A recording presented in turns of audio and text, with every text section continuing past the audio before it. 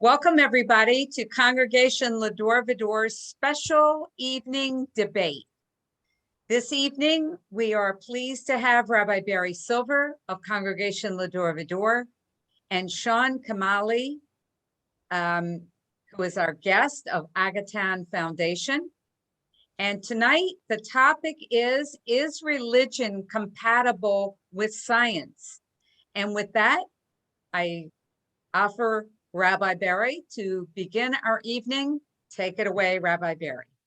Well, thank you very much, Sharon, for setting this up. And I'm really thrilled to be here with Sean. I've been waiting for months for this to happen. And I'm glad to see he's very relaxed. He's on his favorite couch. He's got a glass of beer. He's good to go. And unlike the other discussions that I usually do, this one is just a freewheeling discussion where we haven't even discussed the format yet, if you can believe that. And so what I'd like to suggest to Sean, if this is okay with you, why don't you take 5 or 10 minutes and you can share some of your thoughts on this. I'll do likewise. And then you can tell me where I went wrong. And then I'll tell you some thoughts that I have about that. And then maybe we can open it up to discussion from others, get their points of view and get their questions. And then if you want, you can ask me questions and vice versa in the process. And then we'll take about 5 or 10 minutes for each of us to sum up the discussion afterwards with some concluding remarks. Does that work for you, Sean?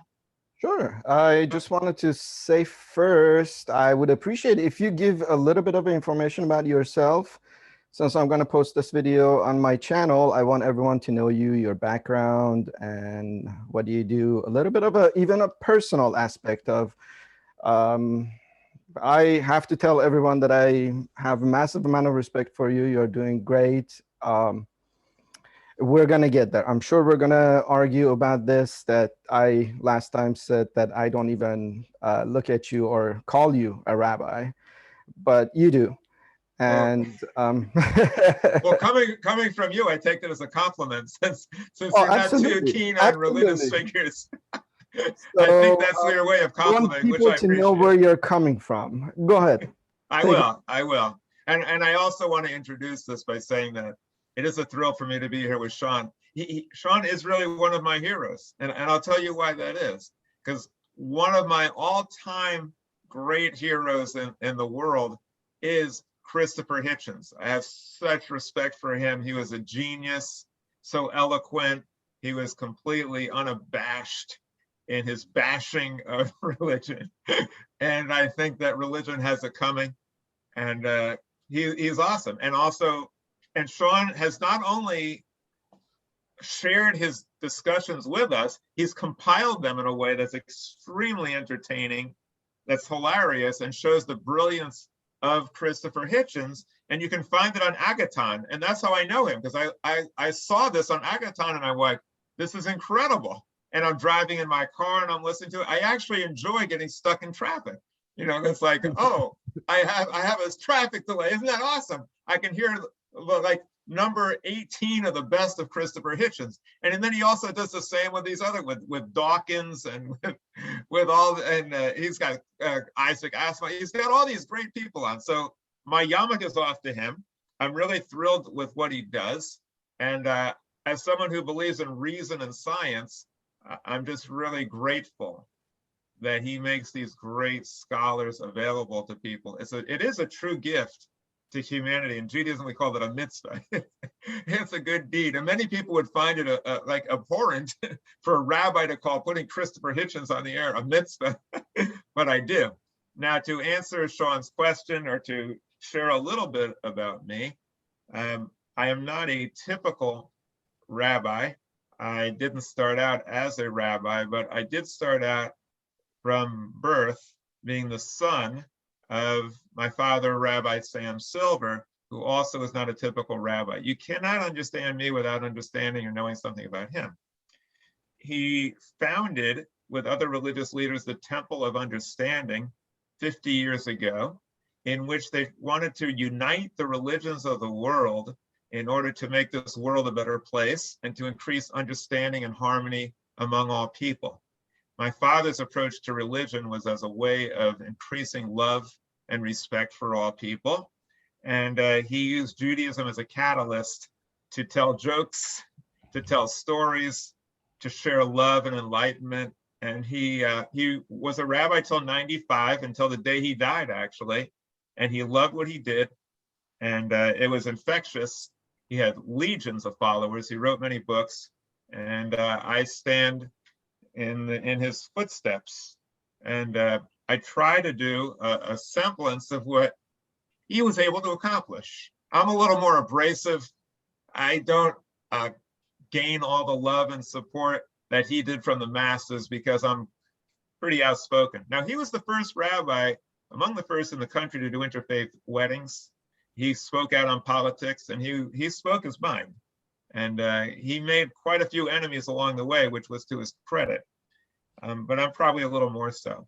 So my background is that I was raised by my father, who wrote a book explaining Judaism to Jews and Christians. On the very first page, he said, Judaism does not require faith without reason. That Judaism demands that everything it believes be supported by evidence, and that if the evidence isn't there, even the existence of God should be challenged and questioned. And you could look at it as a hypothesis. And my father had a very optimistic view of Judaism. Obviously, many Jews, perhaps most Jews, don't see Judaism that way. If you're Orthodox, then you believe that it's a matter of faith, and you don't test faith with hypothesis. You don't look for evidence. You only use evidence when it supports what you're saying, and if it doesn't, you discard it like an old rag. So my father believed in that, and I've taken a step further to form what I call cosmic Judaism that unites Judaism and science. My background is, I'll tell you a little vignette. When I was very young, I was trained by my father not to believe anything without evidence. I became a vegetarian at a very early age because I thought, I'm not going to do anything because everybody else is doing it, or believe what everybody else is doing because everybody's doing it. So I just formed my own opinion about eating meat.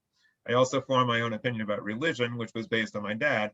And basically that is that there absolutely, positively, definitely is not a supernatural being. There's nobody out there watching us, taking care of us, looking out for us.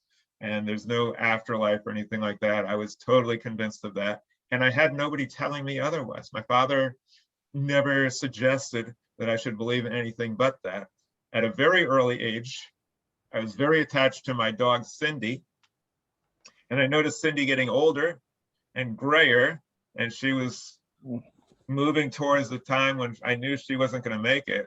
And I remember very early, I said, I know there's no God. I don't believe in anything out there, but if for some reason there was something or someone out there who really cared, bring her back, make her young again, and I'll believe. And if you can't do that, I'm done. And I guess I don't have to tell you. And that was it. He couldn't do it.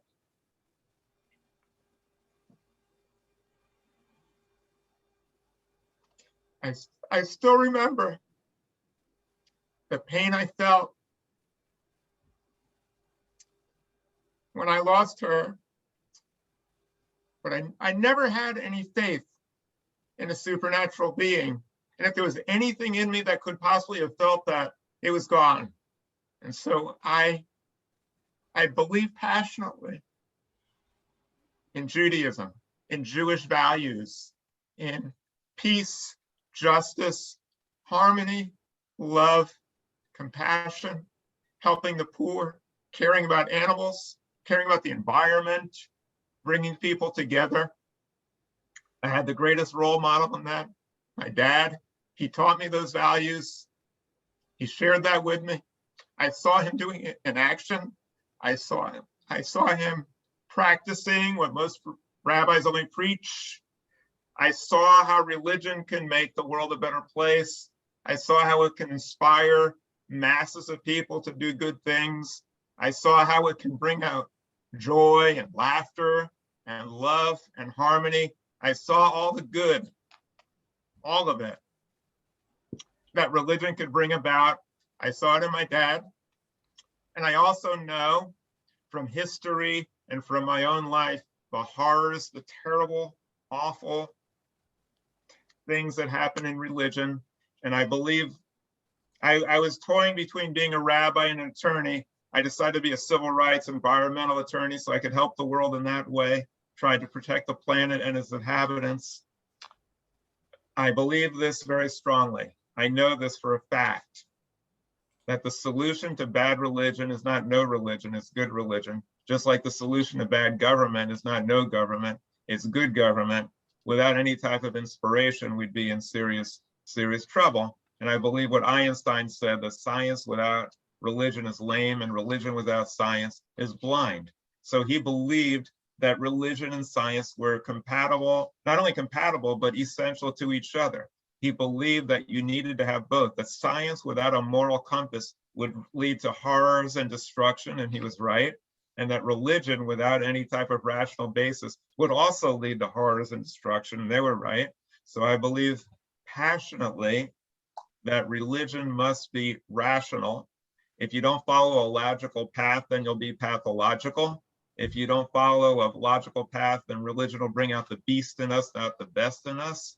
If you believe that myths are reality, like the myths of the Bible, if you take them literally, you'll be myth-guided, myth-led, myth-understood, and you'll myth the boat, and you'll believe a lot of other miscellaneous nonsense. So religion has to be purged of irrational thought, and the four horsemen of atheism do that very well. So that's kind of where I'm coming from. I launched Cosmic Judaism at L'Dor Va-Dor. There's a lot of resistance, a lot of backlash. A lot of people were threatened by it because it didn't believe in supernatural beings and false senses of security. So they fired me. They tried to change the philosophy of it a couple of times. But the congregants kept saying, we love this philosophy. We want to believe in rational Judaism. They insisted on me coming back. They voted overwhelmingly to reinstate Cosmic Judaism, or a rational approach to Judaism. And I really do love what I do. And I'm totally convinced that you can have, I know you can have religion without supernatural beings, because that's what I do. That's what my father did pay lip service to a supernatural God, but he paid very little attention to it. It wasn't central to anything that he talked about. I'll just share one other thing with you, because I did talk to him about this.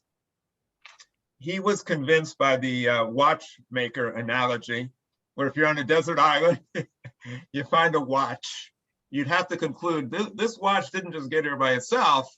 It had to have been designed. And so he thought, well, if the watch had to be designed, then I guess the whole universe is a little more complicated than a watch. It had to be designed. That whole concept has been totally blown away by scientists and by philosophers. It doesn't make any sense unless you don't really get on evolution so well. So my dad was not an evolutionary biologist. I talked to him about it, but not as much as I wish I did. I didn't really get into it with him because it wasn't a big deal to him, and it doesn't matter to him one way or the other too much. And I didn't hear him talk about it very often, so it didn't really matter. But now I do wish, and now that I focused on this more, I do wish that I had those discussions with him, because I would have liked to try to disabuse him of that concept and to liberate him from that, to see where he might have gone. But I'll never know that. Sean, I think I spoke too much about it, and I think I got a little too emotional. So if I did, that's okay, because I believe in not just going through the motions, but going through the emotions. So I won't apologize for it. I don't mind being emotional.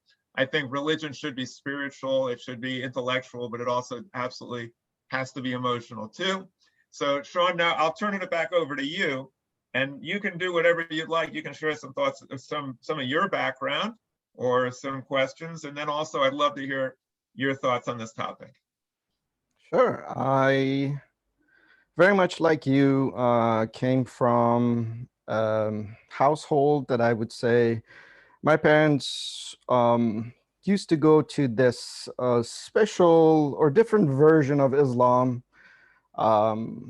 And they were pretty good at it. They were educated people, smart people. So a lot of times there was a lot of religious arguments in my house. And they were Sufis, right? Sufi Islam, is that right? Pretty much, yes. Okay. Like a hippiest version of Islam that It doesn't have any of the negative, harsh, aggressive aspects of it.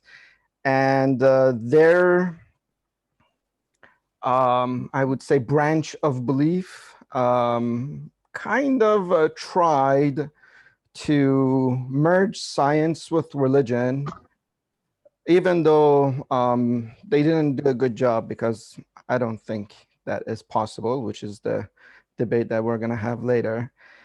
But that was pretty much my background. I'm the only child, and my parents were extremely open-minded. I was 7 when they talked to me about sex, and there was no taboo conversation in my house. So that kind of taught me to challenge everything, think independently from a young age. And I was always different from my friends in terms of information and mindset, questioning things, to the point that, let's say, I question like nationality, nationalism, anything like that. And a lot of people don't like it. It's a lot of taboo subjects out there, unfortunately, whenever it's relative to their feelings, which people can't seem to be able to control it. They get upset about their beliefs being questioned, unfortunately. So yeah, that's my background. I still believed in it. Well, I didn't in the beginning. I didn't do anything. And I think I was 15. I started kind of like researching deeply. I started actually attending other religions or religious organizations. And my parents allowed me to, they actually told me, like, this is what we believe. You are, you know, your own person. Go ahead and research and choose what it's best for you. So I started doing it with Bahaism, Christianity, Judaism, Buddhism, and different available religions out there in Iran, which is unfortunately not as much and not as open, because the Islamic Republic of Iran, the government of Iran, is a theocracy and doesn't allow other religions to flourish. And anyone who's not a Muslim, and especially a Shia Muslim, is kind of treated as a second-hand citizen. Many of them don't have the same rights, and they get mistreated, and plenty of people get fired from their jobs, and it's horrible. So living in that. I think they're changing the pronunciation from Iran to Iran, because if you Yes. start speaking your mind, especially about your religion, you're going to have to run for the hills. And they sometimes do more than just persecute you. If you're a Baha'i, for instance, they might kill you. Or if you're open-minded and you challenge some of the authorities, or if you're a Muslim and you convert out of Islam, it could be a death sentence. But I do want to speak to you now, Sean. Let's tackle this topic now that we've got a little bit of the background out of the way. I'm going to give you the floor now. Why don't you give us your best shot as far as why are religion and science compatible? And I'll just preface this by saying Sean and I have spoken before. We agree on many things. And if you were to ask us 100 questions, we'd probably agree on about 95 of them. But I am very interested in this topic. I think it's a fascinating topic. And I'd love to hear your views on it, and then I'll weigh in on it, and then we can open it up to discussion. So go ahead, Sean. Okay, so the pretty much subject of the topic is religion compatible with science? Yes. Absolutely not to me. Goodbye.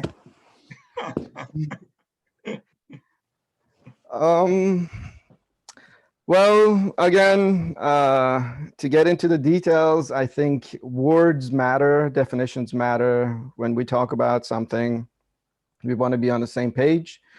What's religion and what's science? What's the definition of religion? What's the definition of science?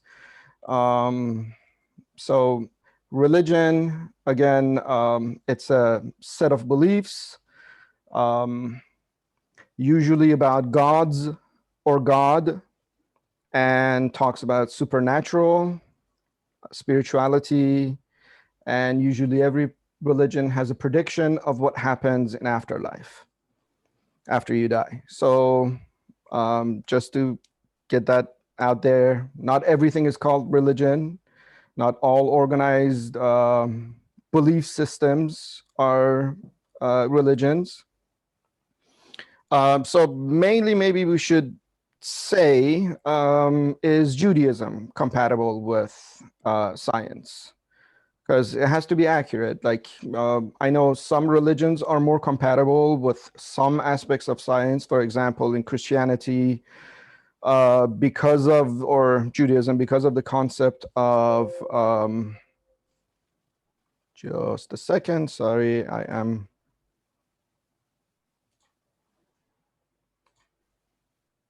sorry. So because of the concept of creation and the Bible being, or yeah, the Bible being 6,500 years old. Well, the world, the universe being 6,500 years old in Bible, it's not compatible with the science of evolution, Big Bang, and what we know in physics and biology, geology, and many other topics of science. Yet Islam, for some reason, doesn't have a problem with evolution. There's no claim in there that when the world was created, it actually does. They do stem cell research in Iran, unlike here, which unfortunately kind of stopped, or Bush stopped it. I hope it's back on now. I don't know. So let's start with Judaism. Is Judaism compatible with science? I believe not, because what represents Judaism, what the information that we gain or we have to know what Judaism is, as a religion, by the way, everything that I'm talking about, Judaism, is the religion of Judaism. It's not the culture, it's not ethnicity, it's nothing like that. We're talking about the religion aspect of it, or I am talking about the religion aspect of it.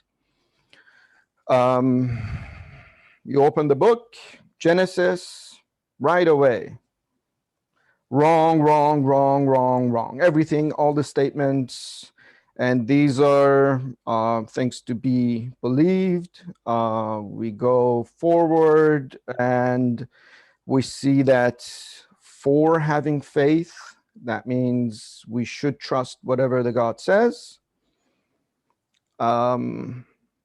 It reasonably, logically, it's not compatible. That no matter how you look at it, you have to play a mental gymnastics to be able to say, oh, well, you know, they didn't literally mean this. This is just a moral story. And that's another problem right there. What moral story? God creating a man to work in his garden as a slave, then creating a woman for him as a slave. Again, the woman didn't have a choice, nothing. And then a talking snake told them that, well, ask the girl, ask Eve, why don't you eat the fruit? She said, because God said, if you eat it, you die, which technically is the first lie ever recorded in the history of the religion. God actually lied himself. And the snake said, no, if you eat it, you don't die. So she eats it and shares it with Adam. Obviously, they didn't die. God comes, and this is the fruit of knowledge. God comes, gets pissed of two people who didn't have the knowledge. Knowledge is information. It's what actually we can make decision based upon. So someone who didn't have any information ate a fruit. God comes, gets pissed off from two idiots who he created to be idiots. Yet now they're wise because they ate the fruit. Kicks them out of the garden, gives the pain of childbirth, like curses the humanity and their kids for eternity, because two people who couldn't tell the difference between good and bad did something wrong. And just I no matter how I look at it, and there's like contradictions, there is strange things, that the first attempt of God to make companion for Adam was actually animals before Eve. Like there's a whole bunch of crazy things, I'm sorry. But after all of this, like, I don't know how can anybody get any kind of moral values out of this horrific story, which I can actually come up with a better one right now. And this is supposedly is a book of God. It's actually the representative of faith, Judaism, and the religion. So is the short, to like be honest with you, I can't even take it farther. There is no need. I'm gonna give you the rest of my time. Is it possible? Absolutely. I'm sure there are scientific aspects that doesn't contradict with the ideology or dogma, but is Judaism as a religion 100%? We're talking about the whole thing. Is that compatible? Absolutely not. Go ahead, Rabbi. Okay, well, thank you very much. I appreciate your sharing your thoughts. And basically, you've made a very good argument for why Orthodox Judaism is not compatible with science. And I agree with you 100%. If you take these stories literally. What I actually love about this guy, I have to tell my people, he's open-minded and he's such a nice person. So I believe actually you are technically atheist, right? You don't believe in God. Well, of course, it depends how you're defining God, and we can use those. Let's talk about those definitions also. If you're talking about a supreme being, a supernatural being, an entity, no, it's all baggage. And probably using the word God is problematic no matter how you define it, because in the minds of most people, it's associated with a really horrible figure out of the Bible who does treat people like pawns and slaves. He's killing people. He's wiping them out. I think Richard Dawkins said it best. What is he? He's filicidal. He's pesticidal. He's he's genocidal.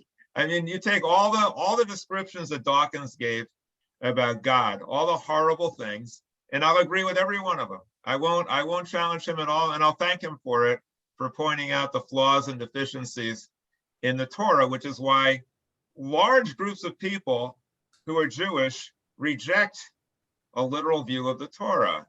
The Reform movement rejects it.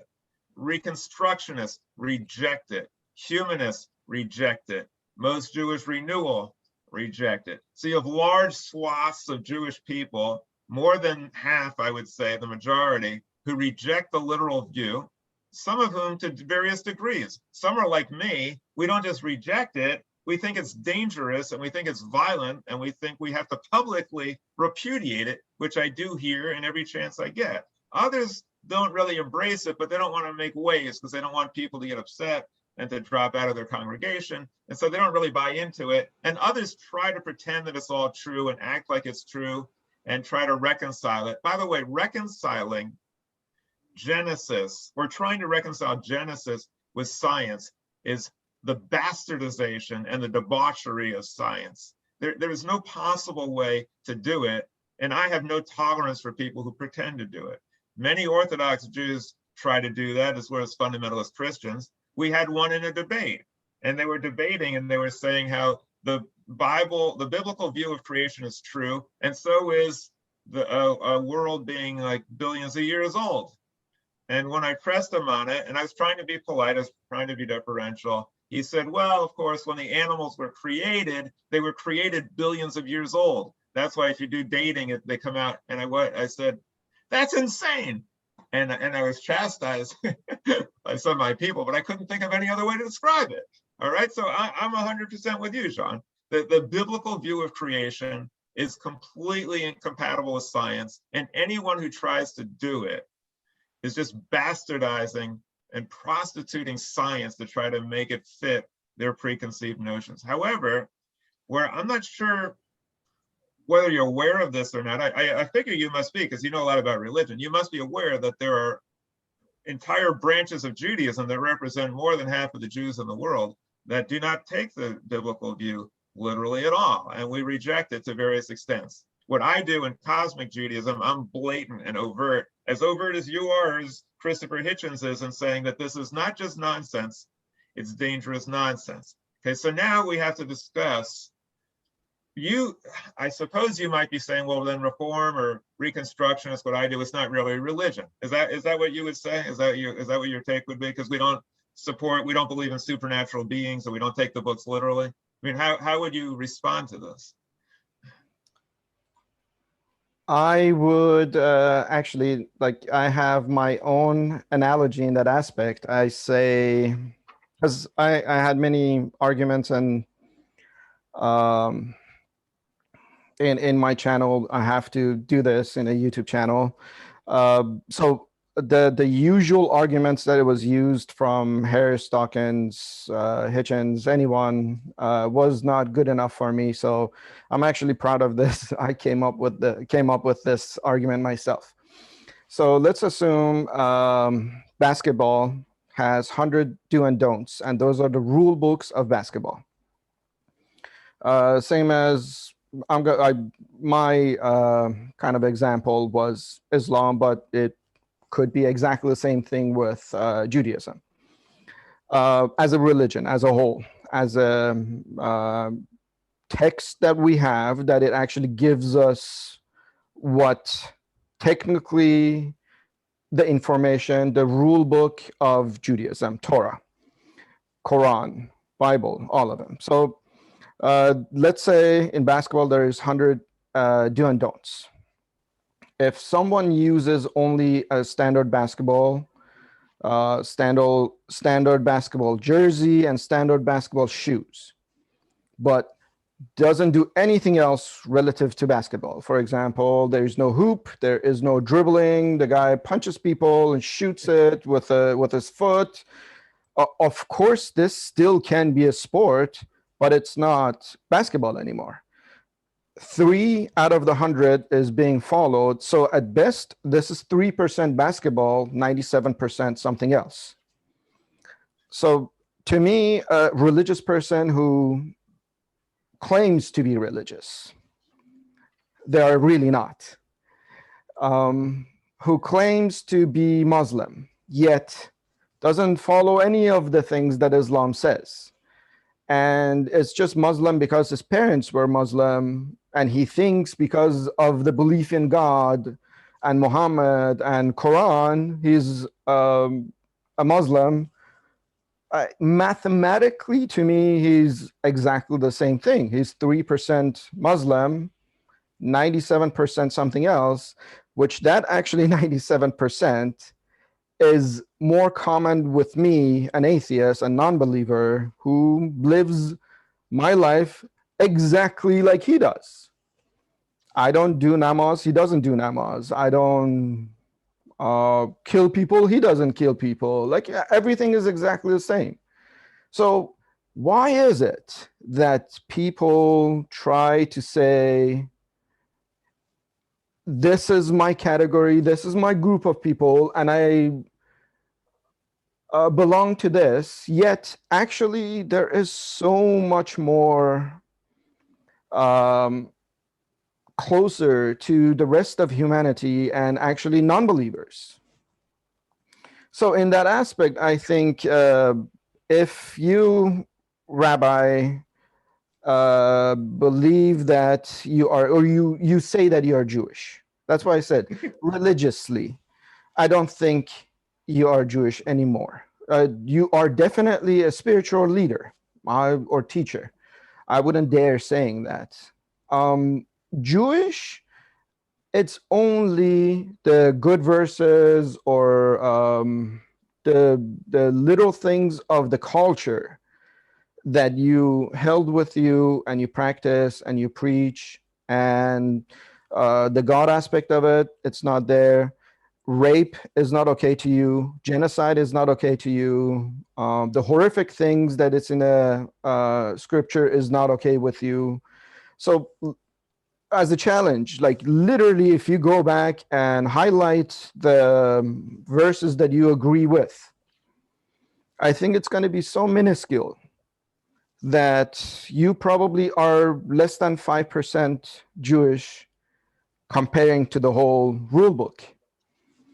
And to me, that really is not good enough. And there is a huge difference between you and an Orthodox Jew. And to call you Jewish and them Jewish, it's not actually fair at all to you. To put you in the same category as someone who denies science, which I know you are a huge fan of science. So go ahead. All right, well, I appreciate you throwing down the gauntlet. And let me try to explain why I think that I actually am Jewish. Religiously, not culturally, religiously. No, which might come as a shock to certain people that I would need to explain why I'm Jewish, but let me give it a shot. First of all, this is going to take a little while because it's going to take a little while to. I'm going to stay quiet. All right, let's start out where you wanted to start out with the definitions. Okay, are religion and science compatible? And let's start out with, first of all, science. I am a huge fan of science. I think science is responsible for making humanity what we are today. I think the greatest gift that humans have is the gift of reason. And the gift of reason has been refined in such an incredible way through science. It helps us in an organized way to use our rational minds to discern truth from fiction. And I think science is an incredible blessing. As Einstein said, compared to reality, our science is primitive and childlike, but it's our greatest gift. And we should apply it to everything, including our lives and religion. So what is science?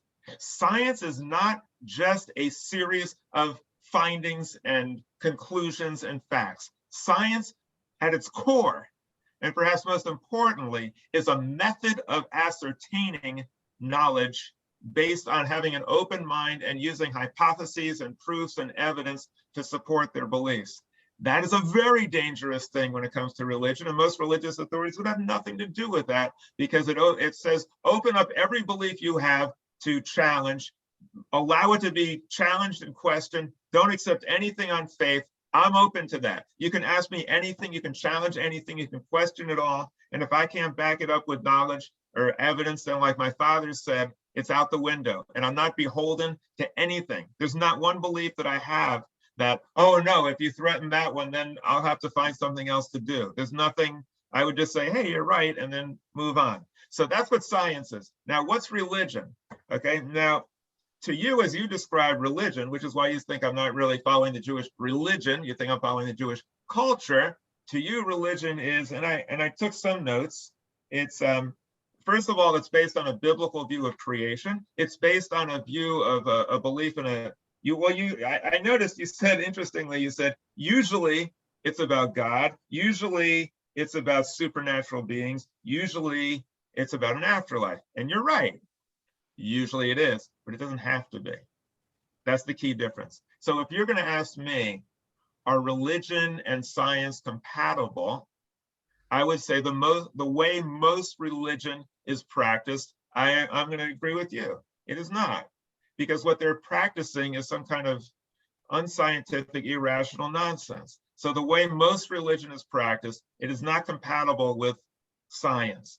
But as you say, usually, that opens the door to agreement between us in that I believe that religion can be compatible with science, not just the culture, the religion. It can be, and it is. What we do and what other folks are doing, Unitarians are doing, what not many, but some groups are doing is compatible. And here's why. Now we have to define what is religion. Now, by your definition, even by your definition of religion, Sean, they are compatible because you're saying it's usually involved with afterlife, God, biblical view. So if it's usually, that opens the door for well, not always. And so if it's one of those cases where it's not always, then it is compatible. But let me just share with you, to clear things up, what is religion? Okay, now, if you look it up in the dictionary, you ask people, they'll say, many people will say, like you do, religion is belief in the supernatural. And for long periods of time in history, that was pretty much what religion was. It was dependent upon a belief in the supernatural with a lot of other corollaries to it. This is how I understand religion, based on the greatest religious teacher I had, my father. He told me that religion is related to the word ligament. The L-I-G in religion means to bind or tie together. If you speak Spanish, you know the word ligar, meaning to tie together. Religion, like a ligament binds parts of the body together. Religion ties us together with other things. What other things? If you transcend yourself so that you're no longer just thinking about yourself, but you're thinking about other people, then you're tied together with them. That's religion. If you tie yourself together with a people that for thousands of years have tried to make the world a better place, that's religion. If you bind yourself together with the entire cosmos and you try your best to understand it and figure it out and try to understand what are these processes that give rise and sustain life, that's religion. If you're trying to figure out how can I lead a moral life and not just think about myself, but connect in a moral way with others, that's religion. If you're trying to understand how did I get here and why am I here and what am I doing and how can I tie my life in with a greater purpose, that is religion by definition. So clear what I do is Jewish and it's religious.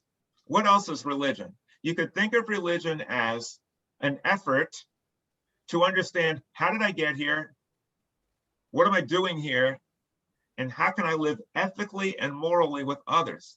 That clearly is a basic definition of religion. It does not involve a supernatural. Now, some people will say, well, the reason why you do all these things, the reason why you know things, the reason why you're moral, the reason why you believe in certain things is because God told it to you. God told you to do this, and God is a celestial dictator, as Hitchens would say, telling you what to do. Well, you could believe that, but you don't have to be religious. You can believe in morality, you can believe in ethics, you can believe in the wonders of the universe, you can believe all of that without a supernatural being. How do I know that? Because that's what I do.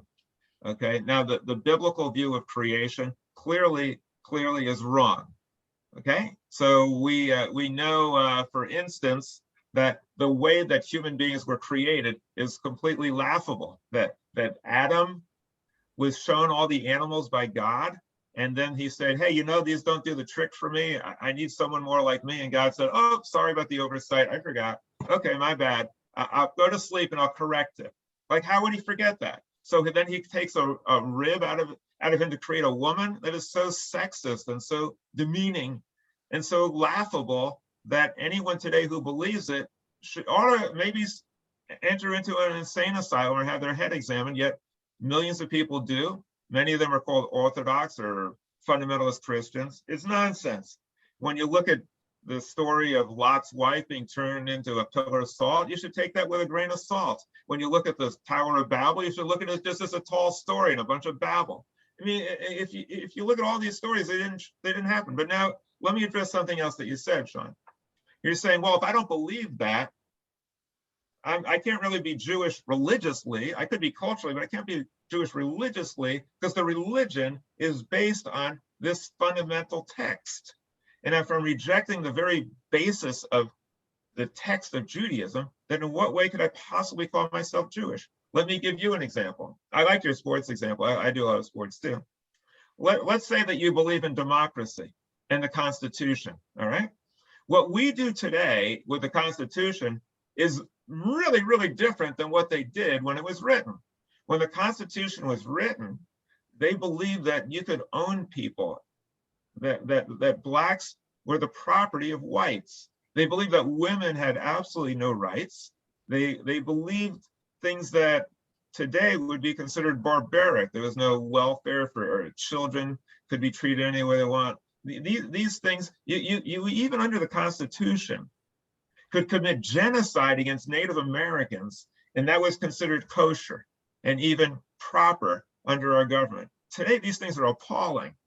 We're deeply embarrassed and ashamed by genocide against Native Americans, slavery of the blacks, the treatment of women as chattel with no rights. But we still follow the Constitution, and we still follow democracy, and we still call ourselves Americans, and we still say, I believe in democracy. What we do today is radically different than that. And we've grown and we've evolved. And to use your analogy, the reason why we still call ourselves Americans and still follow democracy, because you can see a direct line between the United States Constitution and what we do today. It's not like what we're doing today is divorced from it, has nothing to do with it. There's a direct line to it, and you can see the evolution and the growth over time. The same is true with Judaism. There's an absolute direct line from Judaism in biblical days to today. And you can see it as Judaism evolves. Some people, especially the four horsemen of atheism and Hitchens and others, refuse to allow Judaism the right to evolve. And they compared Judaism as it was practiced 3,000 years ago in primitive, barbaric, Iron Age times or Bronze Age times to Judaism and say, well, I'm sorry, I don't recognize any change in Judaism for the last 3,000 years. I don't recognize your right to do that. You're stuck with that. That would be like me saying, well, if you believe in medicine, then you must want to drill a hole in someone's head in order to let evil spirits out. George Washington was killed by people who applied leeches and he bled to death. I mean, what we do in modern science today in medicine is nothing like before. Hippocrates thought there were 4 humors. And the reason why he got sick is because these humors are not in proper balance. Today we find that humorous. It's ridiculous. But he launched us on a path where he said, stop believing in gods to cure disease and start using reason and science to analyze it. We don't follow him and venerate him because everything he said was true. We follow him because he started us and he launched us on a path of finding out the truth and on the great advance of medicine. And so that's what, now let me just share with you one other thing, Sean. I want to clear this up and I want to make this very clear to everyone. As you can see, I completely reject the stories, the biblical stories of Genesis, Tower of Babel, Noah's Ark. And I agree with you. Not only are they patently false, unscientific, many of them have morals that are so questionable or abhorrent, we would do well to use them as teaching or pedagogic devices only to show where we've come from and what we shouldn't believe, because they're dangerous and they're still followed today. But I will differ from you perhaps in this regard, and maybe you're not as familiar with the Bible as I am, and maybe there's certain things that you may have overlooked. So let me share with you something. In the biblical story of Genesis, which I reject, there is a kernel, and it's not a way of reconciling science. I don't play that game. It's ridiculous. It does say that human beings were created b'tselem Adonai. What that means is in the image of God. And there are other parts where they consider human beings to be in the image of God. Now, let me just suggest to you, if you're going to use that as a way of saying that humans are unique among the creatures in that we were specially created or that we're different in kind than everything else, I would reject that. Okay, so I don't want you to hold me as one of these people who thinks evolution happened except for humans or that humans are better than other creatures. We're not. And the only way to understand humanity is to understand primate behavior, because we're a primate and a mammal. And the best way to understand who we are is to read zoology. However, I do like the concept of saying that there is something different about human beings than other animals, in that we have the ability, our minds are very developed, in that we're the only creature capable of being cruel. We're the only creature capable of elevating ourselves beyond instinct. So a lion will kill an animal, and it's not cruel, it's not barbaric, it's instinct. It doesn't think, I'm going to take this life and I'm going to cause suffering. It doesn't do that. We do as humans. We are the only species capable of practicing cruelty intentionally because we know what we're doing. We do it anyway. But there is something unique about humans. We have the ability to think and to reason and to transcend instinct. And in that way, this gift that we have of reason elevates us. If you look at it, now let me also define what I believe is, let me give you a working definition of God, because you asked me about God, okay? So the God of the Bible is fiction. I don't believe in that concept, and I think it's dangerous. It's used to justify genocide. But I define God as a creative process. It's not a person, it's not a thing, it's not an it, it's a process, a creative process that is in awe, unites awe, and beyond awe, that constantly transforms what is into what could be. And religion will hopefully transform not only what could be, but what should be. So this process of change it's amoral. There's no morality to it. People die, species disappear, rape and murder happen, animals fight over territory. There's no morality to it. Religion is an effort to infuse morality into an amoral world. The only morality is what's going to cause survival. So I believe that's my definition of God. Obviously, it's radically different, but I'll leave it at this, and I'll finish with this, because I've been talking for a long time. So Einstein did say, science without religion is lame, and religion without science is blind. So Einstein's like the smartest guy I know. He believed that religion and science were not only compatible, but essential. Carl Sagan said, imagine what reserves of awe and wonder would happen if religion was open to the revelations and the methods of science. Sooner or later, he said, such a religion will emerge. So chalk up the answer to our question, are religion and science compatible? Carl Sagan would say, like Einstein, not only yes, but they both will make each other better. And they're not only compatible, it's essential to have both and not one without the other. Are they compatible? If they are not joined together, then the life on this planet is going to be severely jeopardized, because irrational fundamentalist religion is teaching us one of the worst concepts of all, that this world is temporary and there's a better one coming. That's trivializing this world. It's hoping for the end of this world. It's dysfunctional and it's dangerous. And it's also teaching you to think that if you believe a certain hocus pocus about Jesus or something else, you'll go to heaven and everyone else will suffer. That is religious apartheid, and it's divisive, and we better get over it quickly. So that's my response. I gave you a lot to work with, Sean. I'm going to give you all the time you need to respond, and then we will open it up to questions. Then hopefully we open it up to different people. Maybe you want to say something. I don't know. Go ahead. So I'm going to start with saying that I'm going to be kind of a little evil and say, first of all, you kind of changed again. So I started with distinguishing religion and Judaism. Now you're getting rid of all the negative things about Judaism. Again, the rule book. That's what we have, that if right now a new type of people without information come to the planet, the rule book of Judaism, Torah, gives them the information of what Judaism is. But I gave you the answer to that, Sean. I told you that the Constitution is a rule book. The Constitution is a rule book, but it's changed over time. Judaism doesn't depend on the Torah. I understand what they want to say. So they are getting rid of all the actual, I don't know, information from the book. You say, I don't believe in this, I don't believe in that, I don't believe in that.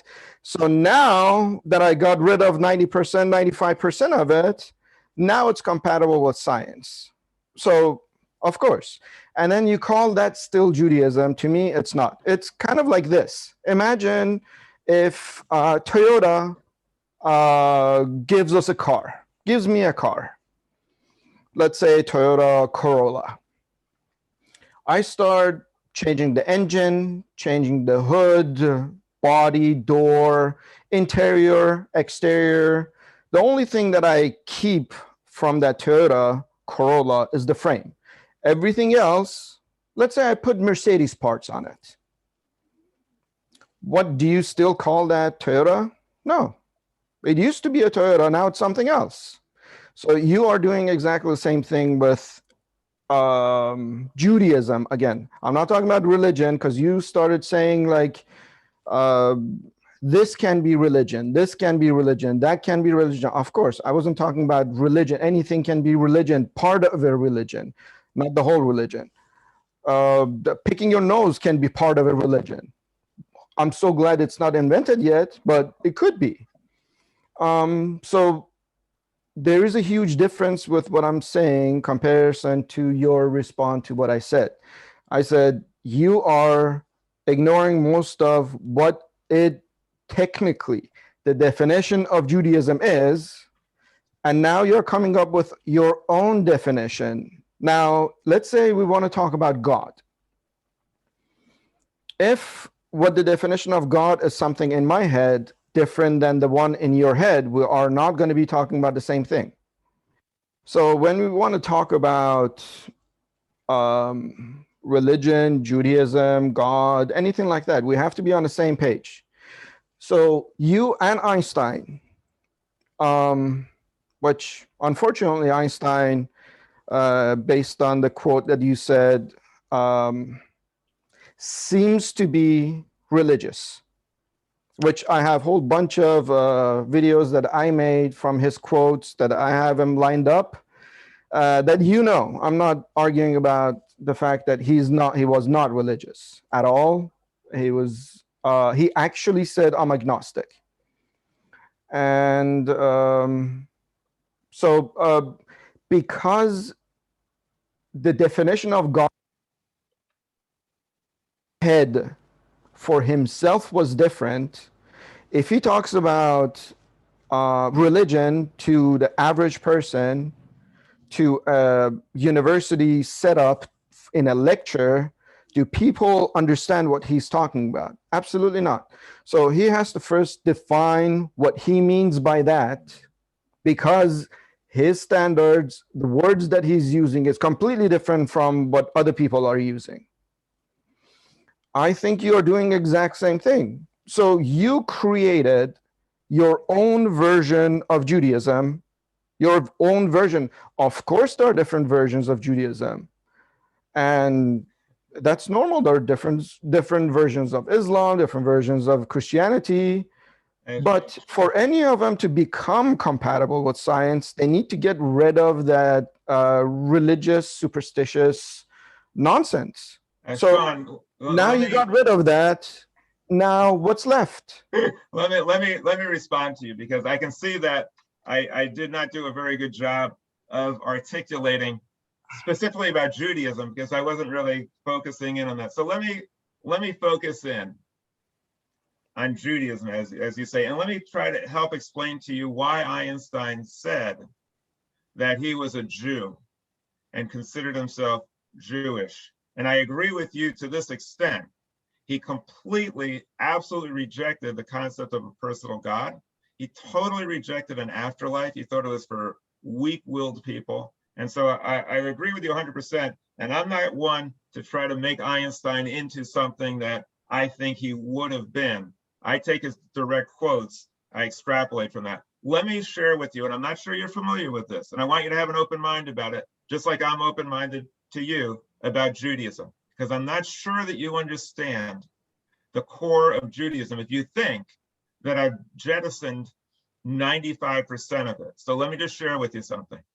In the Torah, along with primitive barbaric notions, it says about 36 times to help the poor. It's not a sideshow, it's not some kind of peripheral view. It says it over and over and over again, not only to help the poor, it goes beyond socialism. It says that if you own a field with food, you must allow the poor onto your property, because it doesn't belong to you, that land. That land is the planet. It belongs to God. So I would say it belongs to nature. It's not yours to do what you want with it. It's on loan. You allow them to enter the poor. Don't pick your crop bare. Don't pick up the food that dropped and fell to the ground. Leave it for whom? For the poor, for the widow, for the orphan, and perhaps most importantly, for the stranger. Who is the stranger? Well, in Hebrew, the word for stranger, hager, means the non-Israelite, the non-Jew.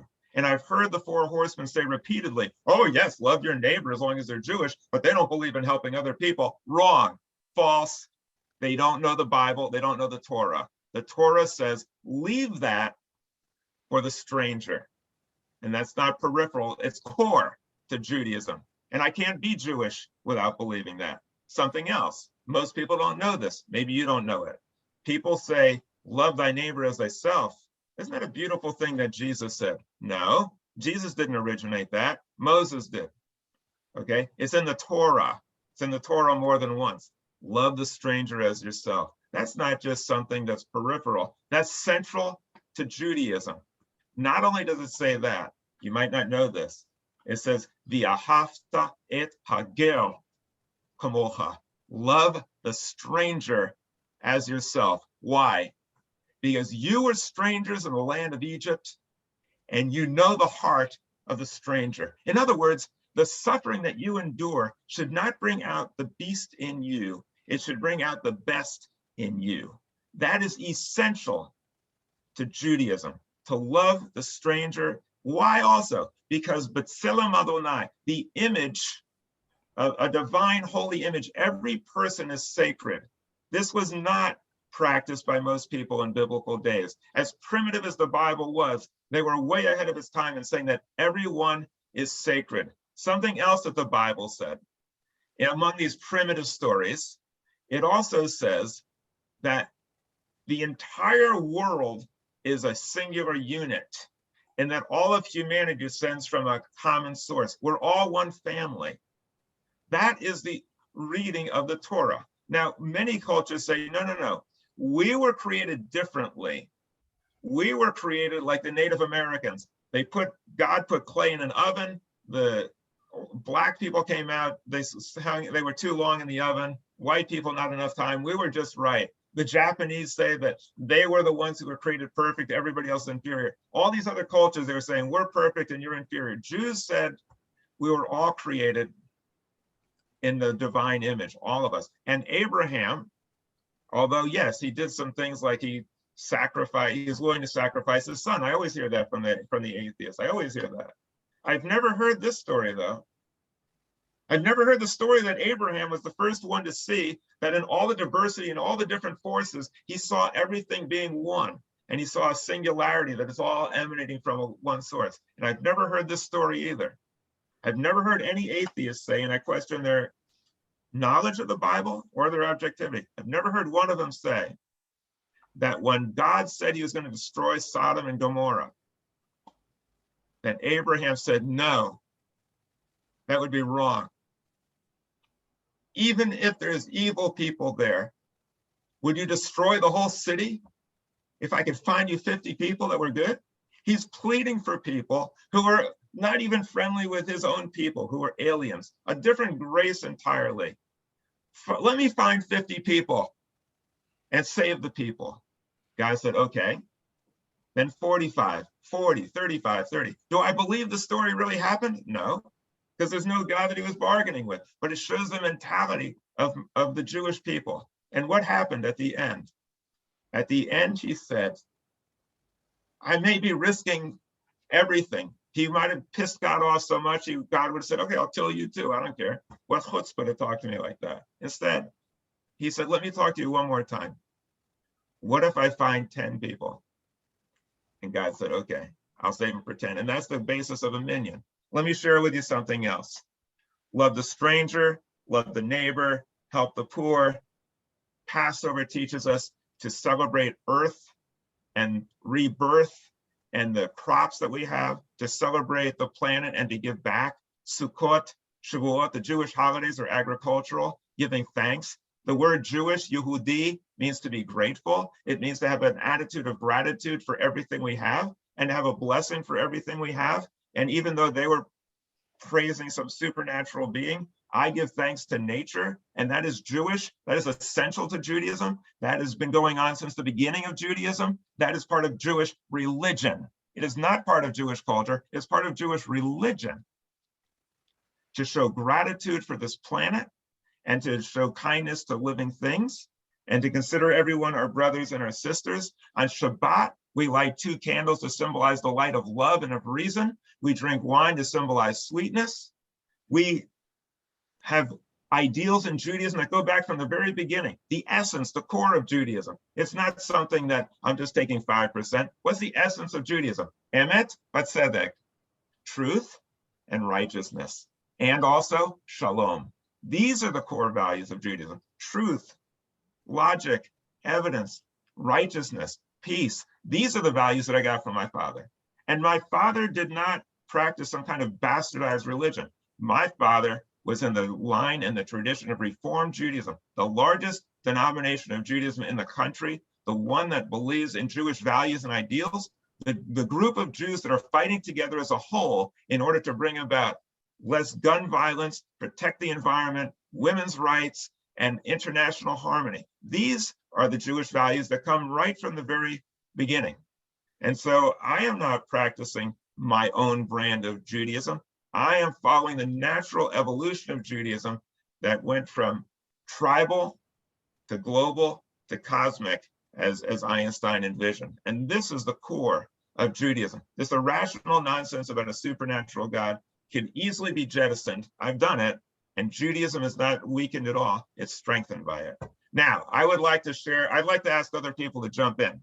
So let's have other people. I want to respond to that first. Go ahead. Sorry. Go ahead. Take all the time you want to respond, and then let's have other people Not jump going in. to be much. I think, again, you use the same type of reasoning that I go back to the car example of the Toyota Mercedes thing.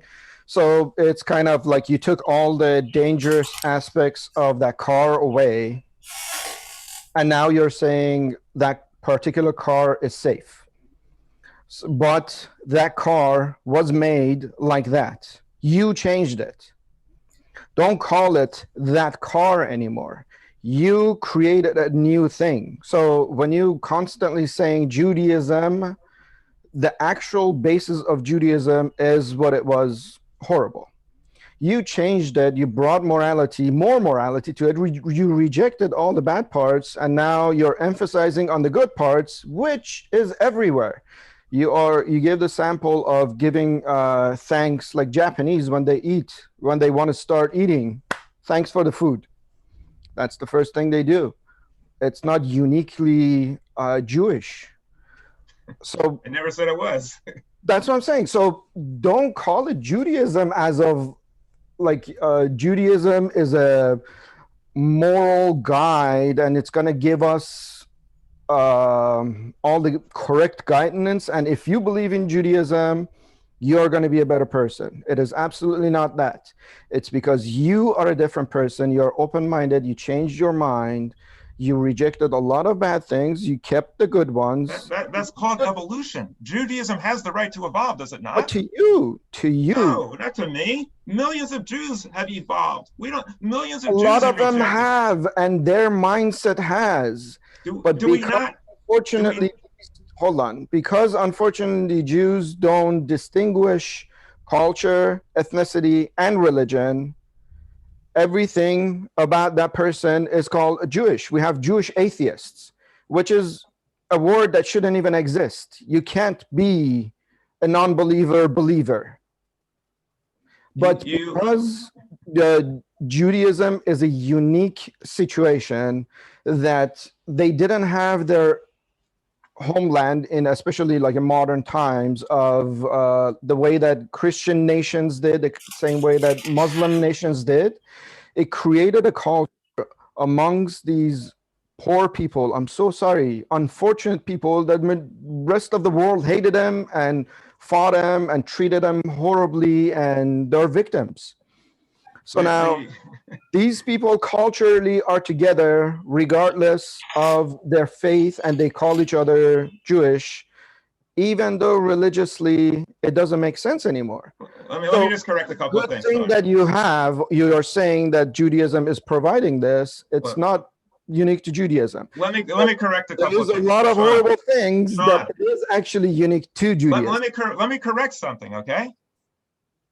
A concept doesn't need to be unique to Jews in order to be Jewish. It's not like Judaism consists only of ideas. No, let me finish. Judaism is not just ideas that only Jews thought of and nobody else came up with. If Jews give thanks for food and so does somebody else, it doesn't make it any less Jewish. It's essential to Judaism. We say a prayer before we eat. The fact that somebody else does it also doesn't mean it's no longer Jewish. It just means that there's certain values that are universal. I've never claimed that Judaism is the only religion possible, or even the best religion, or the only one that's moral, or that if you're not Jewish, you can't be moral. I've never claimed that. But to suggest that, well, giving thanks for food is not Jewish because Japanese are doing it too, that's absurd. Now, let me share something else with you. The Mercedes-Benz of today is not like a Mercedes when it was first invented. It's computerized. It's radically different. It goes much faster. Are you going to tell me that, well, it's not really a Mercedes? You're going to have to call it something else now because what it does is very different than an original Mercedes. There's a direct line from the original Judaism to today. This is actually a very good point. Hold on. Is there any edited version of Torah right now? Is there any what? The Torah, is it edited or is it the exact same thing that it was introduced, I don't know, thousands of years ago? Well, that's a question for scholars and historians. Most historians No, but right now, the one that you are actually talking about, the one let me share it with you. Let me answer your question. It's not the modern Mercedes that you're talking about. Well, let me answer your question. Horrible things out of it. You're still opening up the same book. Let me answer your question. The Torah that we have today, the Orthodox will tell you that was given by God to Moses on Mount Sinai. Modern Jews like me and scholars and historians don't believe that at all. We believe it was created over time, but the Torah that we have today is pretty much, according to scholars and historians, pretty much how it was 2,000 years ago. But just like the Constitution doesn't allow rights for all types of people, it's been supplemented and amended with amendments, with statutes, with new laws, with new understand. I only rights all over the place. So the Torah, that your example, it's not accurate. When you say the Mercedes of old and new, the new one is nothing comparable to the old. There's no old parts in it. Yet your book that you're still teaching from, you're reading actually these things from, quoting, is actually the old one. You're only finding those ones. And you say these things are like, what was it? Like you actually said, essential to Judaism. So what about the ones that you're ignoring? Well, I'm not ignoring them. Why don't you go back to the original blueprint for a Mercedes? You by your analogy, let's go to the blueprint for original Mercedes. It's going to build something very different than today, but they don't use that anymore. So that there's a Torah. That's exactly my point. That what I'm saying is you created your version. I did not. Yes, the book still everybody universally is the same. Let me explain something to you. Change that book. You'd say, okay, these parts I don't want. This part I want. Let me explain something to you. Why do you call it even Judaism anymore? Let me explain something to you, Sean. It's not me. The entire body of Judaism has been evolving for thousands of years to become the moral force for good in the world. If you look at historians who are neutral, they will all tell you the Jewish people seems to be a light to the nations. The Jewish people invented morality. The Jewish people have shared a sense of conscience with the world. The Jewish people for thousands of years have said, yes, the Torah was the original, but then there's also the Talmud, there's the Mishnah, there's the response, there's Jewish writings, there's Jewish history. And it's not an accident that Jewish people are doing very well when it comes to endeavors of philanthropy and in science and in helping the world to become a better place. It's yes, because they're actually putting their religion aside. No. I don't believe in this. No. Look at how successful the Sean, you're ignoring what I told you. The Bible says 36 times. All right. To help the poor. And you are ignoring the rest of it. That's exactly my point.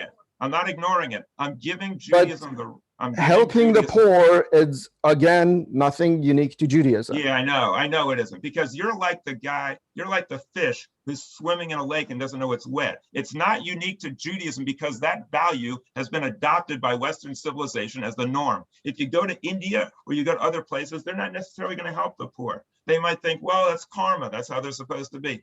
Jewish values have permeated society so much that you don't even know that you're practicing them. You don't even know when you give money for income tax that you're practicing. Oh, I'm so Jewish. sorry. Hold on a second. You don't even know. If I massacre people, would that be a Jewish tradition too? That also is a legacy of Judaism, but Judaism has evolved. So a lot of like, you know, Muslims are even kind of like let's say Shias that are killing Sunnis and Sunnis that are killing Shias are influenced by Judaism, right? Since it actually became before Islam. They are very much influenced by Judaism as written in the Torah. So whether they know it or not, they're actually Jewish too. But they would not be influenced by modern Judaism. They would be influenced by an irrational, archaic form of Judaism. See, what you're doing, Sean, is you deny me the right to practice my religion as I want. No, not at all. No, let me finish. I'm actually arguing the name should be different, because everybody else, when they talk about Judaism, are not talking about your version. Let me finish. Hopefully, you're going to be actually the biggest person in Judaism and the society and religion, and actually be the number one and, you know, talk about your values, which is wonderful. I don't have a problem with it. Let me finish. I wish Judaism, whenever anyone heard it, was your version. Let me finish. It's not just my version.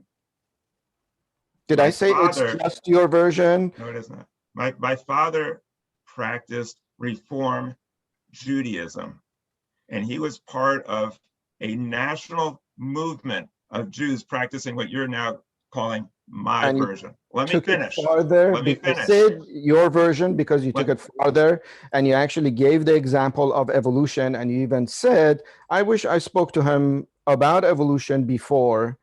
And that's what I'm saying. So what you believe about Judaism, it is actually different from your dad.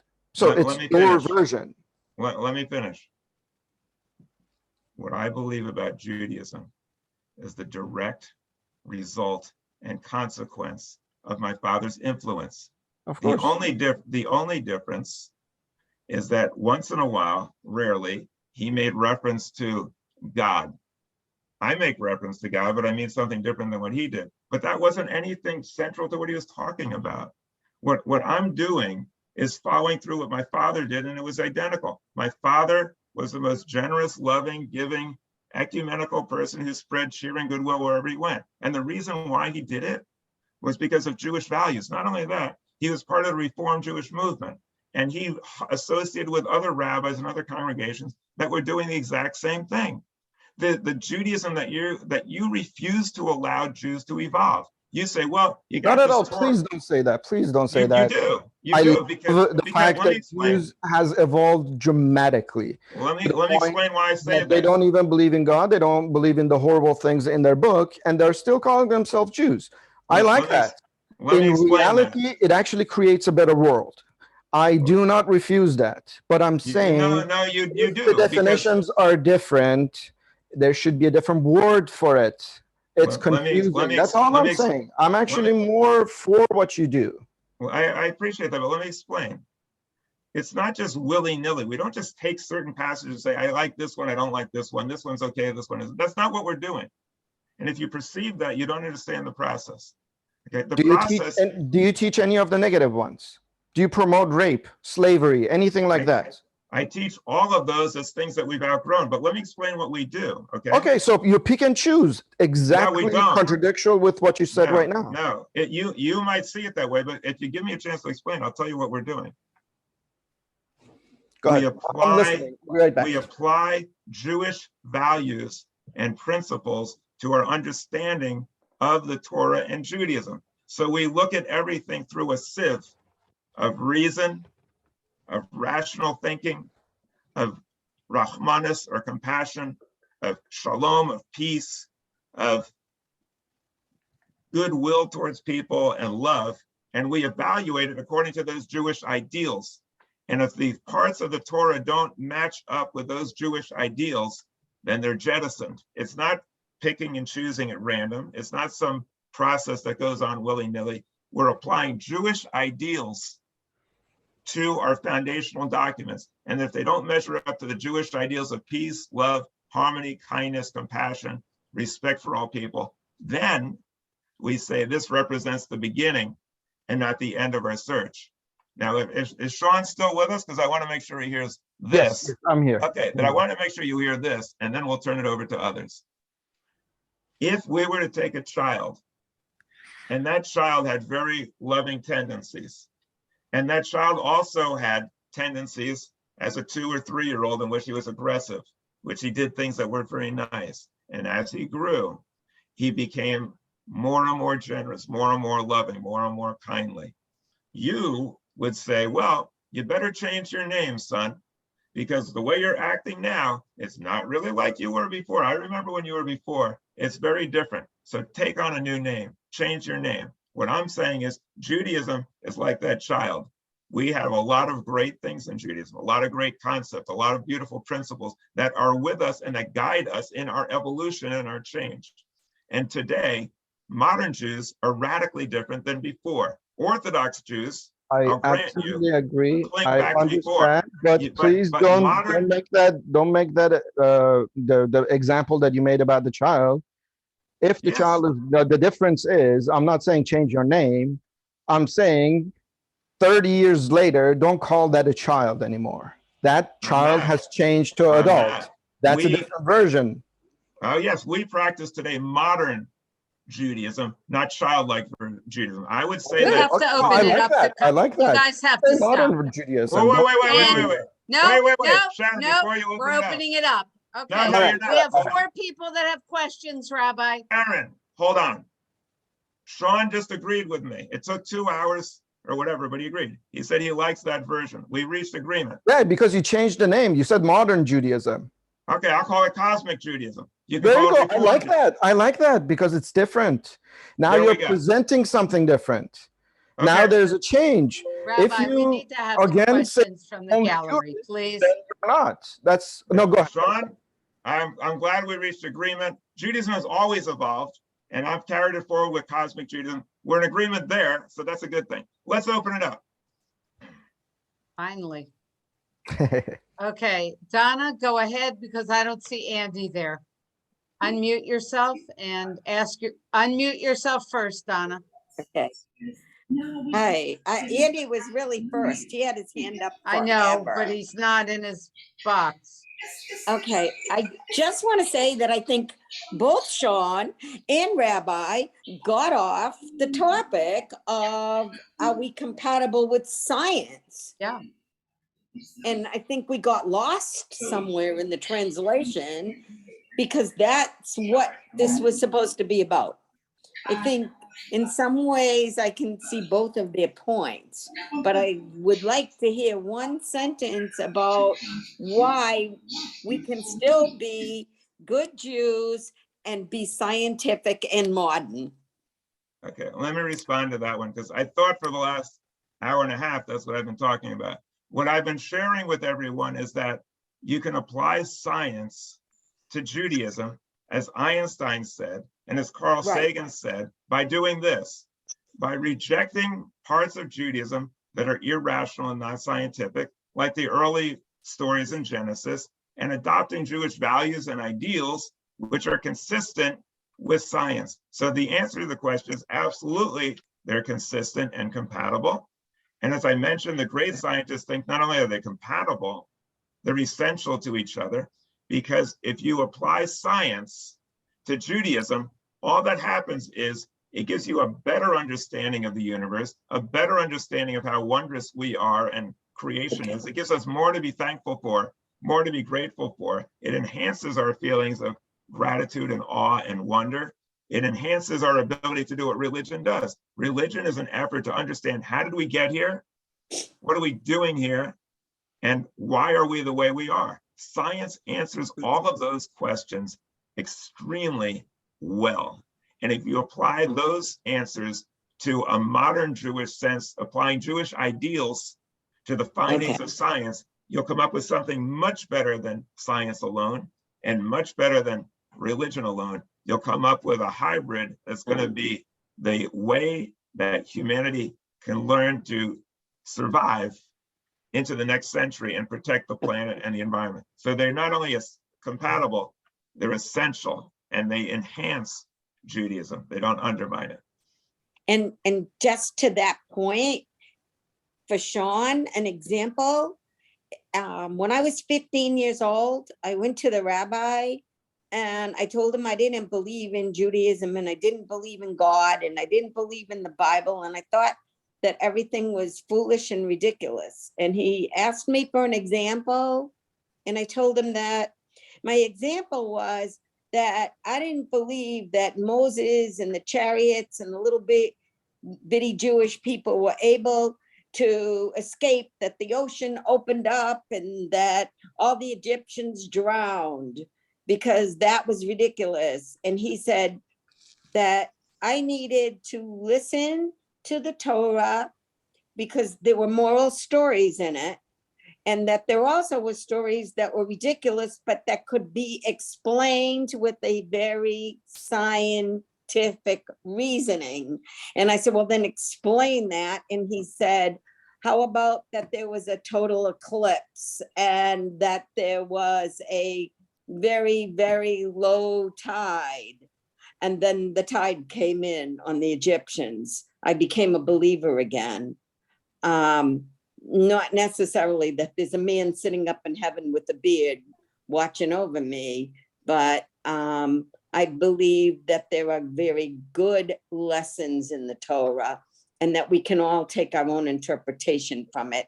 And that's what makes us cosmic. And that's why I'm following Rabbi Barry. Okay. I like Sean, do you want to respond to that? Rabbi is doing this. I love the fact that the traditions are being challenged. But again, I'm kind of shocked that it seems like everyone is missing the point of what it was. You are getting rid of a lot of it. And now you're focusing on the positive, which you don't need Judaism for. There are thousands of books out there. There are thousands of better sources than Judaism. And because of that, you can actually have better morality. You can be better people. You can be more useful. You can be more scientific. All of that. None of it is relative or necessary to Judaism. And in the same way, we can actually look at Hamlet. Hamlet has horrible things, good things. Is people calling themselves Hamletists? No, not necessary. The same way with Torah. Torah, of course you can find good things in it. In Quran, of course you can find good things in it. But should you still actually claim to be Jewish? I don't think it's necessary, to be honest with you. I think humanity has a lot of good things to offer, and we need to get rid of these groups and wanting to separate each other, separate ourselves from the rest of the humanity. And that's why I don't like, I don't like to say even I'm American, I'm Iranian, nothing like that, because I'm actually influenced by so much culture from everywhere. And I'm grateful. It's based on my ability to pick and choose the best things that it's coming to me and reject the horrible things. Let me respond. Okay. Well, we do the same thing in modern Judaism. And it's not just cosmic Judaism, it's Reform and Reconstructionists. They do the same thing. And it's not willy-nilly. We apply Jewish values and principles to guide the evolutionary process. As humans have evolved, so does religion. But let me just share with you something. Donna, I don't agree with your rabbi in this regard. I don't agree that it makes sense to try to claim that, well, maybe these stories really happened because maybe there was a low tide. These stories are mythological, pure and simple. There were not 10 plagues. They defy logic and common sense. You can show by reason and history that these things didn't happen. So I don't agree with rabbis who pretend that, well, maybe they did, maybe they didn't, maybe Adam and Eve really happened, maybe Noah's Ark really happened. They did not happen. And I don't think it serves any purpose to confuse people and make them try to believe things that are not believable, because it just turns everybody away. And once you start using science and realize it didn't happen, it just creates atheists, agnostics, and creates people who want nothing to do with Judaism. So I say, be straight with people. But let me answer your response, Sean. You're saying, well, I can find these values somewhere else, therefore I don't need to be Jewish. The logic doesn't make sense to me. Let's say hypothetically, I could find it somewhere else. Does that mean I should reject my own heritage and tradition? Because, well, it's in my tradition, but it's somewhere else. So Yeah, you definitely should, because you do. Well, let me share with you why. Whether you want it or not, you're actually rejecting most of it. No, I'm not rejecting most of it. Really? Again, rape, genocide, all of that. Are you rejecting those or not? Of course I reject that. All right, that's it. That's it. That's right, that's to my you, point. To you, that's it. To you, Judaism is nothing more than No, no, genocide, I'm rape, not saying it's only let me that. respond. But I'm saying for the good parts, there are better sources. Judaism has a lot of horrible things in it. If you reject it, it doesn't mean that it's not. And your version, obviously, it's better. Let me respond, please. The very essence of Judaism is emet, tzedek, truth and righteousness. What that means is that Judaism has always been evolving, trying to discern truth. That's why the greatest scientists, many scientists are Jewish, because our religion teaches us to value truth. And the way we find truth is by learning and educating and reading and studying and improving over the generations. What you say is un-Jewish is the most Jewish thing of all. It's learning and growing and evolving. I'm not getting rid of Judaism. I'm practicing it. We don't throw away the baby with the holy water. And you say, well, there's better ways of doing it elsewhere. Maybe there are. That's disputable, but that doesn't mean I should reject my way. Judaism today has incredible symbolism. Shabbat candles to symbolize the light of reason and of science. Passover celebrating liberation. The high holidays to celebrate getting off to a fresh start. Yes, maybe you could find this somewhere else, but I know of no place that does this and makes it a habit. Every week, we have a vaccine against the disease of arrogance and intolerance. It's called love. A vaccine against ignorance is called truth and knowledge. And we in Judaism today offer this vaccine of love and of truth and of knowledge, and we give a booster shot every week. And maybe you could find it better somewhere else. But on Shabbat, what we do is, and it's not something that you would read about maybe, we try to get a glimpse into what the world could be like. We imagine a world of love and harmony, and we try to practice that for a day. And if we feel we can do it for a day, maybe we can make it 2 or 3 or 4. This is an incredible way of trying to bring about Jewish ideals. Maybe you could find it somewhere else better. I find it in my heritage, and I think it's a great thing that we should practice. Okay, who else? Andy, are you there? And then if not, Andy, are you there? Okay, Les Rifkin, go ahead. Hi, number one, I have the right to identify myself in any manner I please. And I happen to call myself a Jewish secular humanist. So yes, I'm a Jewish atheist. And as the rabbi was saying, I bring a lot of my cultural stuff into my everyday life. But I was thinking back to how is Judaism, or how is religion and science together? Well, the scientific principle is you observe a phenomenon, you create a hypothesis, and you test it. And this seems to be what they did throughout all the centuries of the Bible and the Bible's updating. Within the principles of Judaism, there's the essence of AA. There's the essence of sobriety, and I use the term sobriety not in terms of not drinking alcohol, but in terms of being sober in all your way of thinking about life, about other people, and about loving other people. in the somewhere are the rules of kashrut, and that had to do with observing that you got sick when you ate from pigs, and that was way before the science came that proved that you got trichinosis from the pig, and that came from the scientific principle. The other part of this is prayer. Prayer, in some ways, is a form of meditation. Meditation and also the repetition in prayer and the repetition from week to week of reading the Torah is about stress reduction. Stress is perhaps the biggest enemy that we have as human beings to our own body, to our own well-being.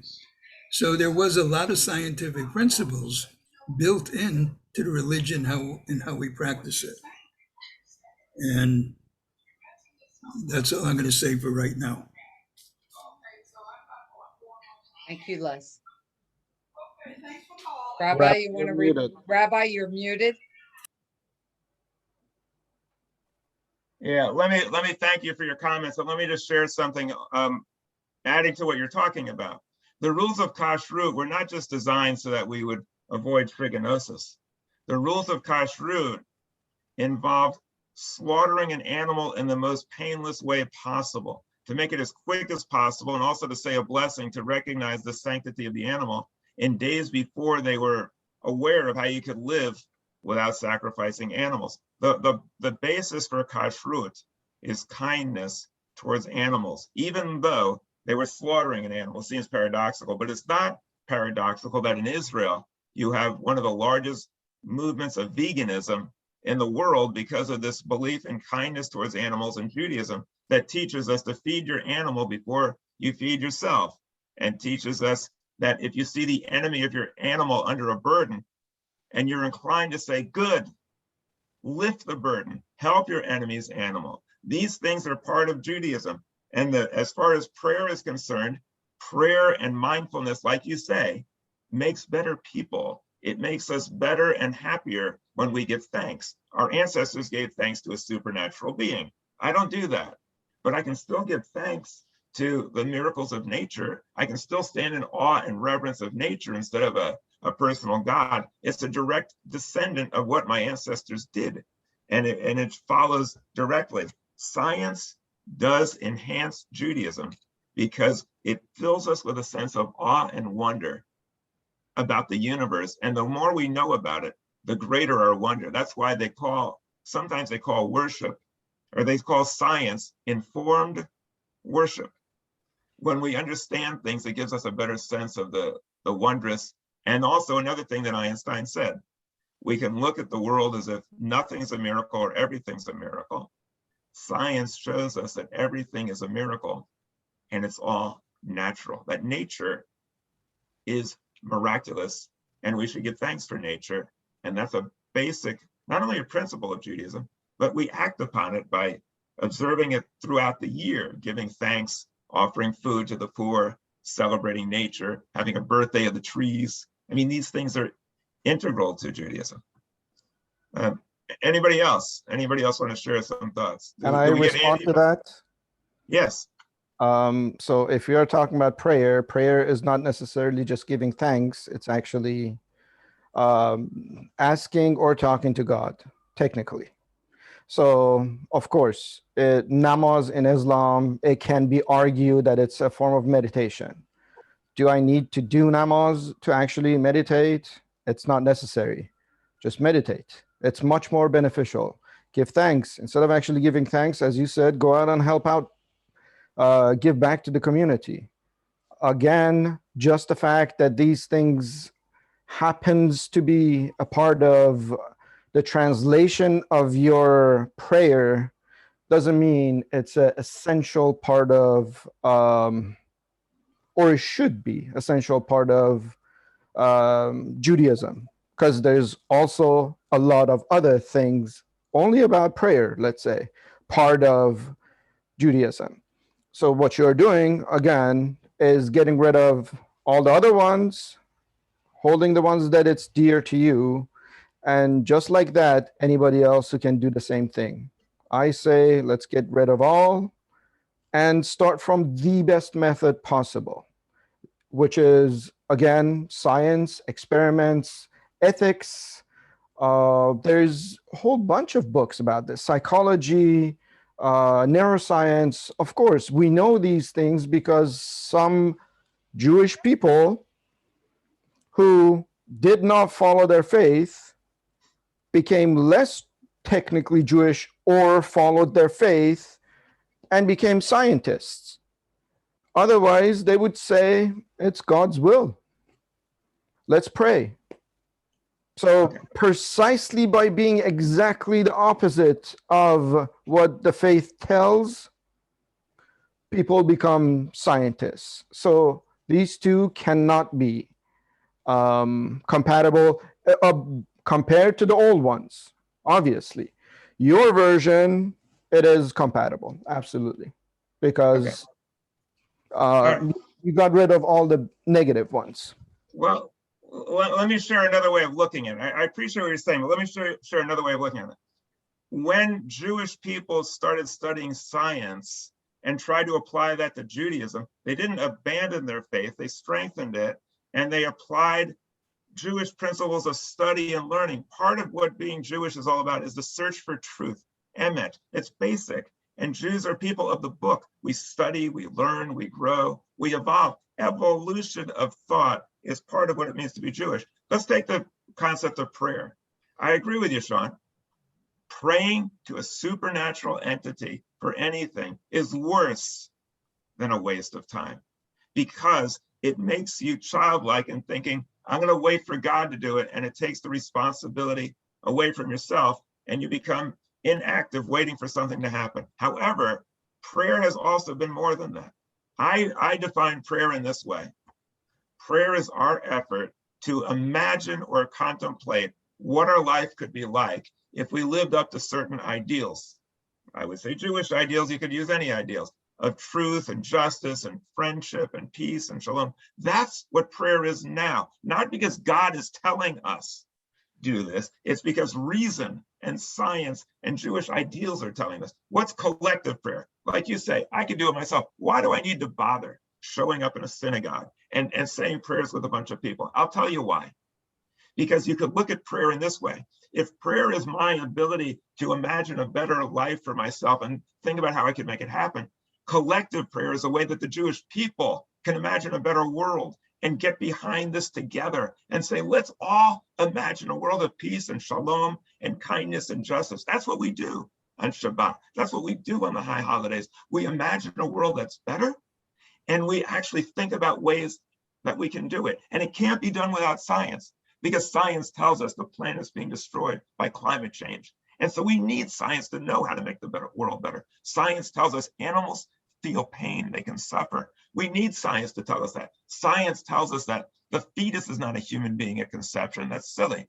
And so we need science to help us figure out why women should have the right. Science enhances that. And so science and Judaism both go hand in hand in this effort. But I do agree with you, Sean, that the people who are relying on God to do it, it's worse than a waste of time. And if they're praying to God, wanting to be like God, who commits all these atrocities, it's worse than if there was no religion at all. If it's not evolving, it's worse. I think we got Andy Sussman back on. And I apologize, Andy, for going on so long. But we have a fascinating guest. And so I just wanted to have a full dialogue. But go ahead, Andy, tell us what's on. I just want to summon up the memory of Baruch Spinoza, who was the forerunner of Einstein and Sagan. And in a nutshell, in terms of God, it all goes back to how you define God. And Baruch said that God is the totality of reality, all. And he got excommunicated from Judaism. So if you're questioning, if you're looking for somebody who was pushing the envelope against the status quo, that would be him. And he made it much easier for Einstein and Sagan. I think. Yeah. Well, you're kind of confirming what Sean says, because if he was excommunicated for teaching a new view of God, what you're saying is he was rejected by the Jewish people, and he was rejected at that time by the Jewish people. But they say all great ideas go through three phases. First, they're ridiculed, then violently opposed, and then accepted as obvious. Spinoza was at the stage where he was violently opposed, but now Jews have started to accept this new concept, but it's small and it's incremental. But Well, yes, Spinoza was a great pioneer. If I was to bring Sean's perspective in a little bit, and Rabbi, perhaps Rabbi would like to write his own Torah, taking in mind that perhaps God, quote unquote, though the God of the Torah, is not really a real estate agent. He promising this land, you do this, I give you that, yada, yada. And I say that in the context, perhaps Rabbi can reconcile writing this new Torah and making peace between Israel and the Palestinians. That's a great thought. I'm actually working on a book about cosmic Judaism. I'm not going to rewrite the Torah. Just like I have things that I've written as a child, I'm not going to rewrite them now and write them as I would as an adult. I like to see where we've come from. The Torah was our first effort to understand God and the world, not our last. And we need these stories because they teach us essential eternal values, as well as things that we've outgrown that we need to reject. But I am working on a book, Cosmic Judaism, that'll explain fully how we reconcile Judaism and science. And I'm very interested in getting Sean's reaction to it, and maybe a statement from him on the book when I write it, because I have great respect for his knowledge about science and religion and how they could be compatible or why they're not. Who else is on the line? Anybody else want to share some thoughts? All right. Donna, do you want to say something else? Unmute. Donna, unmute first. Okay. Both of you seem to be saying to me that if I am a Jew and I don't believe in this man with the white beard up there, then I'm an atheist. Were you saying that to me? Because I don't feel that way. Because I feel that I believe that God lives within me with love, with the things that I do. And that's part of what makes me a Jew. But I also think that my tradition and my heritage are what make me a Jew. That my life wouldn't be fulfilled if I didn't have the high holidays, or I didn't have Passover, or I didn't have Hanukkah. That it's all that tied together, the remembrances, the traditions, and I know I sound like Fiddler on the Roof, but I feel like Fiddler on the Roof sometimes, that's where God lives. He lives within me and within all those traditions and the traditions of my ancestors. And that I was always told that the Bible, the 5 books of Moses, the Torah, was written by men. And my mother used to say it was because their kids were bored in the desert for 40 years and they had to tell them all kinds of crazy stories. And that we were always taught as Jews to take what we needed from the Torah. The end. I said enough for the night. Donna, thank you. I think you summarized the issue very well. And what I'd like to do, if it's okay with you, Sean, is have Donna's question serve as a catalyst for our concluding statements. And I'd like to give you a concluding statement, and then I'll take one. But before that, we'll go to Andy, and then we'll wrap up. Okay, so I won't talk, a few seconds here. So one of my favorite people to reference and to summon are the Native Americans or Aboriginal peoples, because they have a very deep-seated connection to the land as they communicate their spirituality. So give me 2 seconds. I'll grab my guitar, which is right here, and we could sing 1 or 2 different songs, but The one you're all familiar with, as we bless the source of light and life, so we are blessed. But there's another song that I've done on occasion, and it's called Baruch Dear One. And the words will speak to you in a minute. The first half of it, you echo. The second half, but I'll do it. You don't sing, just listen, and I'll pretend to be you. Here we go. I want you to hear the vibe of a Native American vibe. And the question is, as we just debating religion versus science versus what does God mean? What is connection? I think they can all coexist. But anyway, here's a song that'll communicate that.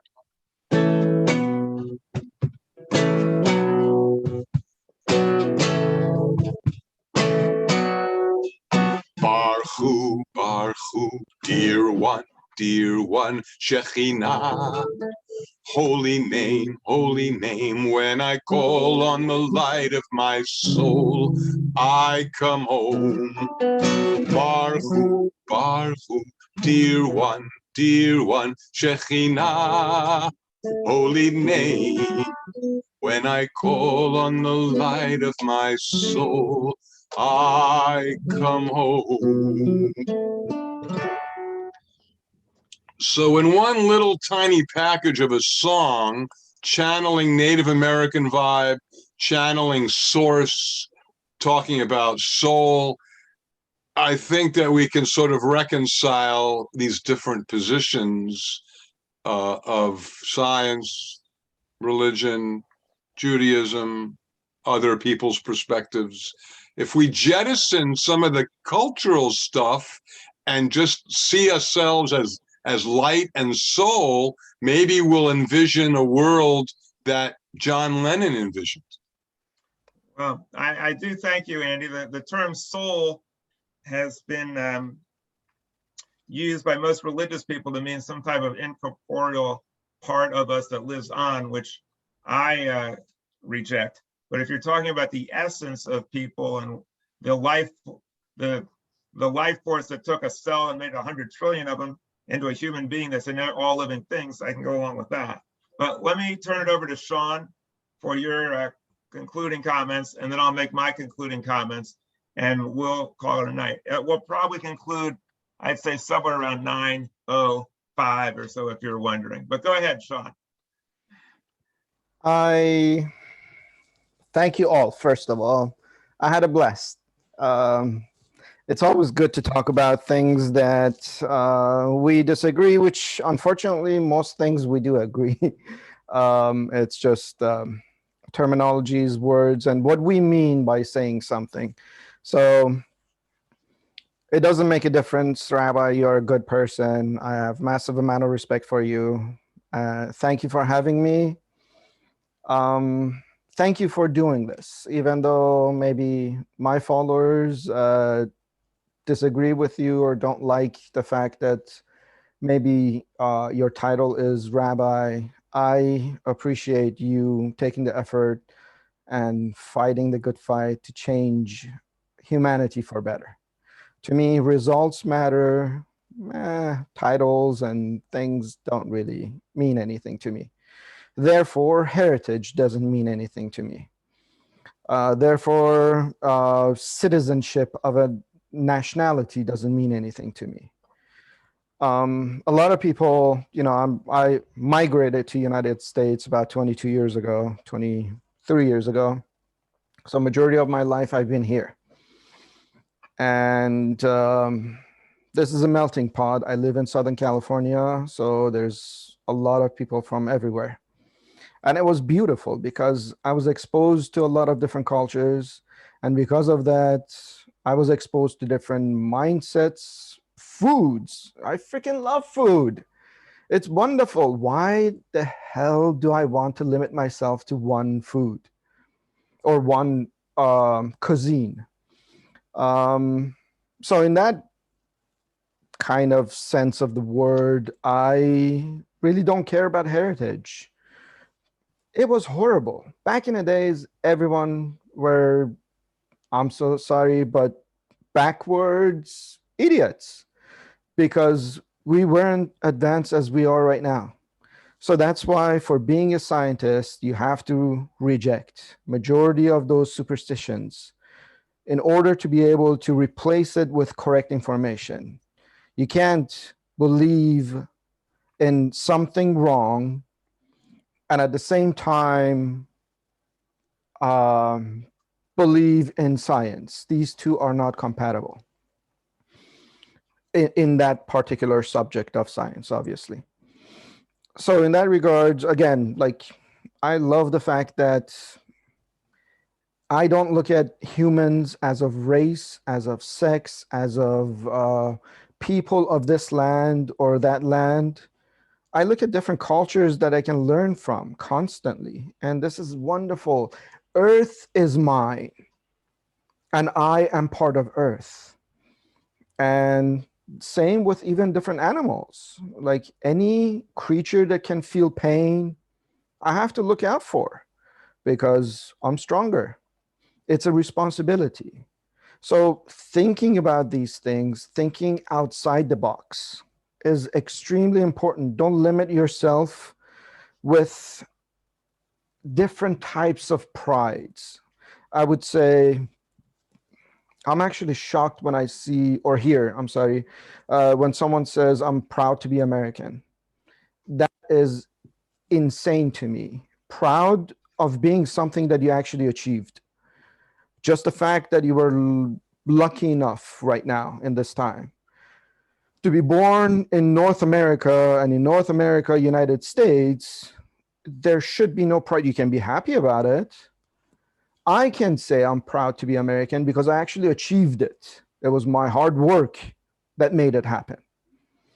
So screw heritage, screw background. Of course, we can respect it. Of course, we can learn so much about it, but let's change.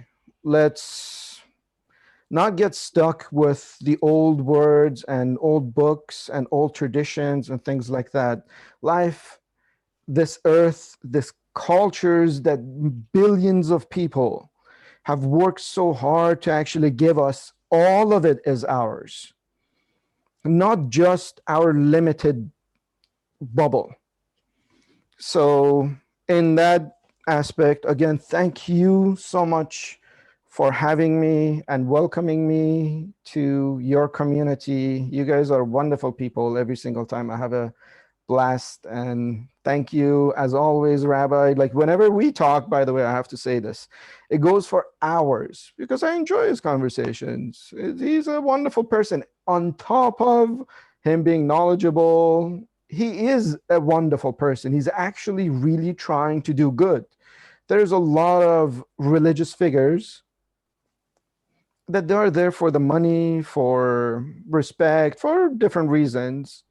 I really like him because he's not for that. And he's actually getting shunned and attacked and treated not well because of the things that he does. And standing up for science, for humanity, for betterment of people. So I appreciate that. Cheers.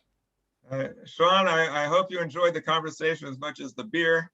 I can only tell you that I always love speaking with you. It's a great pleasure, and I have massive respect for you in being able to share and promote rational discourse and science. Science is our best hope for humanity. And thank you for everything you do. And thank you for blessing us and gracing us with your presence. I do want to share something in response to what Donna said. I reject the biblical view of God. I'm not an agnostic about it. I'm not in doubt about it. I know for a fact that that God doesn't exist, and I'm grateful for it. I'm grateful that there's no celestial dictator ordering us to kill people who disagree with our religion or who disagree with the way we're practicing it. We're practicing it in the wrong way. Or saying we should stone a woman if she's not a virgin when she gets married. This is not just something to doubt. It's something to categorically reject, and good riddance. But Donna, to answer your question, our ancestors understood that there was an incredible, immense, wondrous power at work in this world. And they understood that life was majestic and glorious and awesome. And they recognized that humanity, there's something in us that's similar to the other animals, but it's different. It gives us a conscious mind and a conscience to separate right from wrong. And they wanted to better understand it. So they embarked on a path down the road to trying to understand the world, the creative power behind it, and how to live in harmony with it, and how to be just moral people. They didn't get it right in the beginning. As Hitchens says, it was their first effort, maybe our worst one, not our best, and not our last. Fortunately, Jews are not stuck in the past. Some are, but some, like some primates, decided to venture out from the safety of the forest onto the savannah and were forced to evolve and change. Some Jews are doing that. I agree with you about traditions. Traditions are beautiful, but they're really waste of our time. And they're not as beautiful as they could be unless the tradition leads us to practice Jewish ideals of kindness and love for others. The Jewish holidays are wonderful ways to get together with a family, but they're lacking. They're not doing what they're supposed to do if they don't make us better people and bring out the best in us. The Jewish holidays and blessings and prayers and Sabbath and rituals and all of it. I agree with Sean. Take it all and toss it away. If all that it's doing is just making us mindlessly repeat things from the past, we can say, oh, good, I'm a Jewish person and I'm part of this group and I'm not part of that group. If that's what it's there for, forget about it. My father taught me a different way of looking at all of it. All of these things, all of it they're symbols, they're ways of triggering these feelings of gratitude and love. Sean's right. I don't need them. But like if I have a coach who's going to tell me, go work out today, go train in tennis, go do this on a regular basis, I'll be better. And we're better people if it's regularized, if it's systematized, if we have symbols and ways of thinking that's going to reinforce these positive ideals. It'll make us better people. And so Sean doesn't care much about heritage. I do. I study languages, I study cultures, I study Native American culture. I think all these cultures and heritages, they're all wonderful expressions of humanity and the diversity of humanity. And if we can purge them of irrational nonsense and use science in all of them to better equip us to deal with reality, then all of these cultures will be better. And the reason why I cling to the Jewish heritage is because the Jews after the Holocaust produced Elie Wiesel. He did not seek vengeance against those who tormented him. He said, we must become the conscience of the world to make sure that this horror never happens to anyone else. And he went around preaching against genocide. And Jewish groups have formed all types of organizations to fight genocide because of what happened to us. Do you have to be Jewish to do that? Absolutely not. There's many people of many cultures and many heritages doing it, but ours is one of them. And finally, I'll end with this. Jews have faith. It doesn't have to be an irrational, supernatural being. We have faith in the goodness and the kindness of humanity, that the good part of us is better than the bad part, that the kindness can overcome the evil, and that if we apply ourselves to good ideals and principles, we can create a better world. Not everyone believes that. Some people think humans are innately evil. Some people think that we're always corrupt. Some people think the world will always be as it is. Not the Jew. The Jew has an indomitable spirit in the goodness and faith and the kindness of humanity. And if we believe something is true, then science tells us it can become true. What we believe becomes a self-fulfilling prophecy. And Jewish prophets said, one day we will live in peace and harmony and love. And that prophetic vision is what leads us today to try to become better Jews. Thank you so much, Sean. Thank you, Sharon, for organizing this. Thank you for the patience of those who stayed on until the end. You can catch this on cyberspace. Sean, you're always welcome. I consider you to be the greatest exponent of what religion should be and what science should be. I thank you for your time, and I look forward to more conversations in 2022. And I don't drink beer, but if I did, I'd share one with you. But maybe next time I'll have some drink also. We can drink together. But for now, live long and prosper. Thank you very much. And thank you everyone for joining us.